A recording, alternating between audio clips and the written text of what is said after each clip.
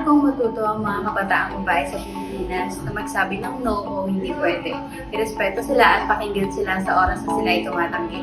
Kaya, nag-share ako ng mga content patungkol sa consent sa social media. Sana alam ng mga babae at batang babae sa Pilipinas kung saan pwedeng kumuha or humingi ng libreng contraceptives. Kaya naman kami ng mga kasama kong youth advocates ay nagre-refer ng mga bata or kabataang babae sa Ugat ng Kalusugan Youth Clinic. Sana lahat ng mga babaeng pumapasok sa isang relasyon ay magkaroon ng healthy relationship.